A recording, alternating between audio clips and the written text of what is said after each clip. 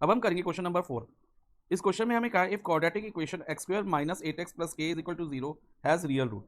हमें एक quadratic equation दी है और कहा है कि उस क्वाड्रेटिक इक्वेशन के रियल रूट्स हैं। बच्चा, क्वाड्रेटिक इक्वेशन की जनरल फॉर्म क्या होती है? A X square plus B X plus C is equal to 0, जो कि given equation already general form में है। अब हमें इस केस में सबसे पहले डी निकालना होगा। डी का फॉर्मूला होता है बी स्क्वायर माइनस 4ac। इसमें बी जो होता है एक्स का कोफिशिएंट, ए एक्स स्क्वायर का और सी कांस्टेंट टर्म होती है। और अगर बच्चा नो रियल रूट दिया होगा तो डी लेस देन 0 लेते हैं हम। और रियल एंड इक्वल रूट्स के केस में हम डी इक्वल टू 0 लेते हैं। और रियल और डिस्टिंक्ट रूट के केस में हम डी ग्रेटर देन 0 लेते हैं।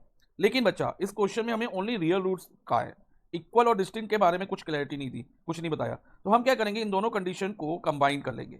क्योंकि अब रियल बोला तो रियल और इक्वल भी हो सकते हैं, और रियल बोला तो डिस्टिंक्ट, डिस्टिंक्ट में दो अलग अलग रूट भी हो सकते हैं। तो इनको कैसे कंबाइन करेंगे? एक तो हम डी ग्रेटर देन 0 ले लेंगे क्योंकि डिस्टिंक्ट रूट बोला है, और साथ में इक्वल भी कर देंगे। तो हमारा साइन क्या बन जाएगा? ये D greater than equal to 0। तो हम क्या लेंगे? D greater than equal to 0। ठीक है, तो हम डी निकालते हैं बच्चा बी स्क्वायर माइनस 4ac के फॉर्मूले से। अब देखो बच्चा, बी मैंने बताया एक्स का कोफिशिएंट विच इज -8, तो इधर हो जाएगा -8 होल स्क्वायर। अब -4ac, ए जो होता है एक्स स्क्वायर का कोफिशिएंट होता है। अब एक्स स्क्वायर के आगे कोई नंबर नहीं है तो 1 है, तो यहाँ 1 आ जाएगा। और सी यानी कांस्टेंट टर्म विच इज के, इधर के है तो हम के ले लेंगे, is greater than equal to 0 हो जाएगा। अब नेक्स्ट बच्चा, अब -8 का स्क्वायर करेंगे, -8 इंटू -8, 8 मल्टीप्लाई 8 64, और माइनस माइनस प्लस 64। और यहाँ पर आ जाएगा हमारा -4k, 4 इंटू 1 4, 4 इंटू के 4k, greater than equal to 0 हो गया। अब ध्यान दो बच्चा, अब इधर ये -4k है एलएचएस में, तो आरएचएस में जाके ये +4k हो जाएगा। ठीक है, which is greater than equal to 4k हो जाएगा। 64 is greater than equal to 4k। तो देखो बच्चा, ध्यान रखना, नेगेटिव वाले साइन को उधर शिफ्ट करना हमारे लिए बेटर रहेगा। और लेकिन अगर मान लो 64 को उधर शिफ्ट करते हैं, क्योंकि हम ऐसा कर सकते हैं, तो बच्चा क्या होता कि यहाँ पर -64 आता, और -64 आता है तो इसके साइन सेम करने के लिए हमें माइनस माइनस से डिवाइड करना होता है। तो जब हम माइनस का साइन से डिवाइड करेंगे ना, तो इसका साइन हमें फ्लिप करना पड़ेगा। ये इसका रूल, ये रूल होता है बच्चा, ये आपको क्लास 11th में इन इक्वेशन में समझाया जाएगा। अभी के लिए आपको ये याद रखना होगा, इसको फ्लिप करना होगा। तो अल्टीमेटली ये क्या बन जाएगा? 4k less than 64।